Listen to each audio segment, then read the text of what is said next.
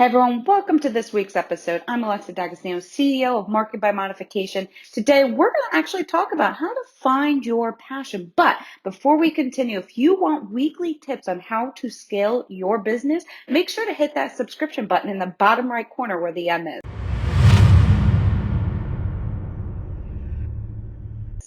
I bet you have been seeing all these successful entrepreneurs such as Jeff Bezos, Elon Musk, Gary Vaynerchuk, all of them thinking, what do they have that I don't? Well, the answer is simple. It has nothing to do with the way you grew up or the education that you got. In fact, it is something that is entirely in your control. It is passion. I know that other people's posts make it seem like being a millionaire is really easy, but clearly, if it were that easy, we would all be millionaires. But most people lack passion. That is because today we are so focused on moving forward that we never take the time to stop and think about whether we are heading in the right direction to begin with.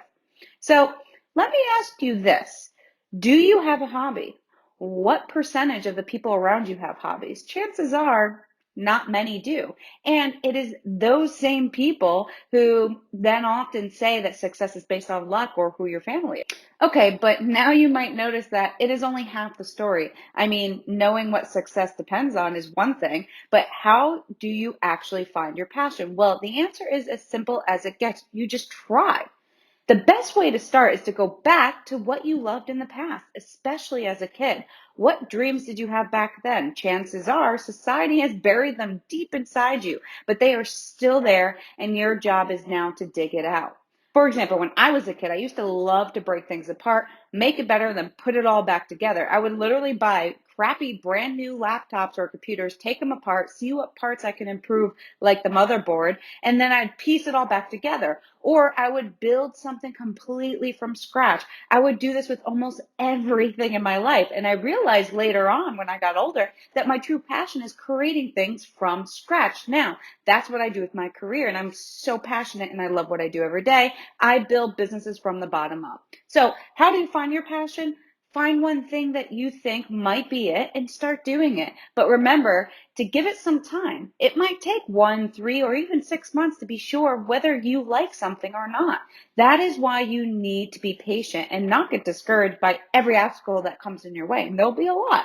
You got to try, and then try some more. If you like something, great. This might be the thing you're passionate about. If you don't like something, great. You now know what to avoid. And that brings you one step closer to finding your true calling.